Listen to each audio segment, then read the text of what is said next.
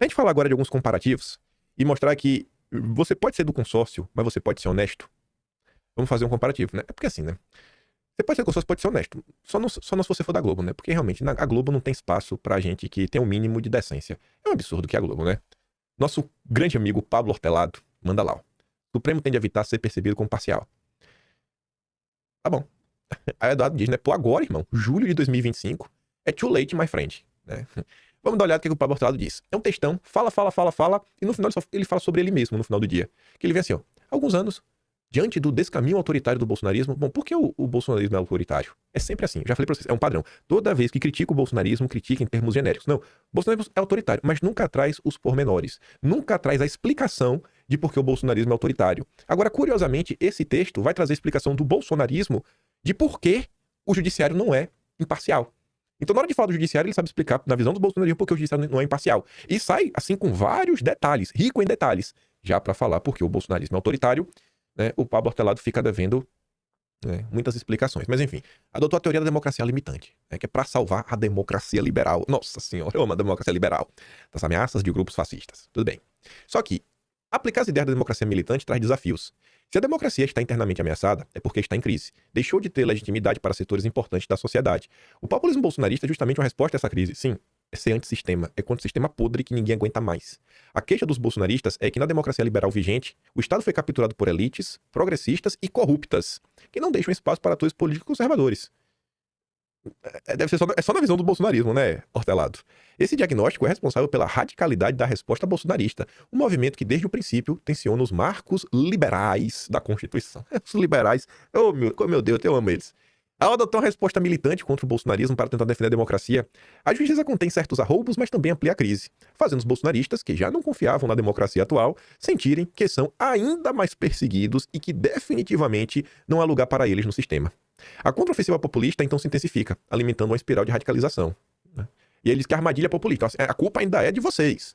A culpa ainda é de vocês. Aí agora você vê, ó, na hora de explicar por que, na visão do bolsonarismo, o judiciário não é imparcial. Né? Aí ele vem. Quando assumiu a presidência, né, como pensa um bolsonarista?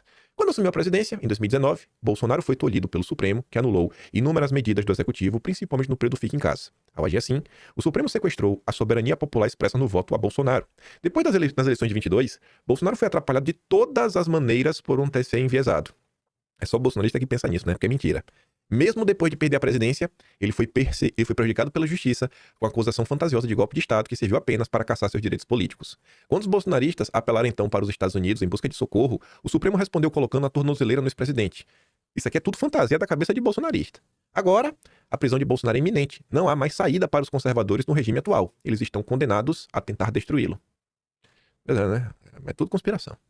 Esse entendimento, que se consolida numa parcela ampla da população, precisa ser revertido, enquanto ainda há tempo. Vocês acham que ainda há tempo de reverter esse entendimento?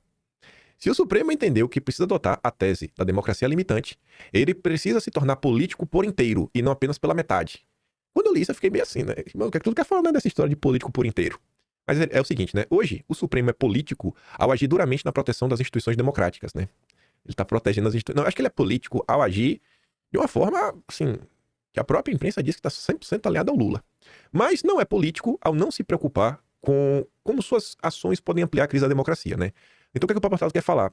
Tem que ser 100% político. Além de agir politicamente, tem que pensar nos impactos políticos das suas ações.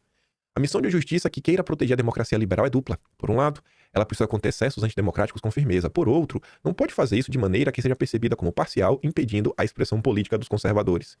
A justiça tem de ser firme na proteção das instituições, mas de maneira técnica, serena e proporcional, para que os conservadores que votam em Bolsonaro sintam que podem contar com ela, desde que não hajam contra a democracia.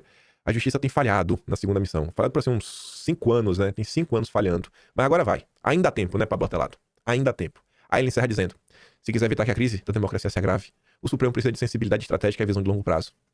Vocês acham que existe alguma chance disso acontecer? Não basta conter o populismo, é preciso também desarmá-lo. Não adianta vencer as primeiras batalhas se essas vitórias contribuem para a derrota na guerra. E esse final talvez seja a parte mais curiosa, né? Então, assim, existe uma possibilidade do sistema perder a guerra? Venceu as batalhas, mas no final perdeu? É?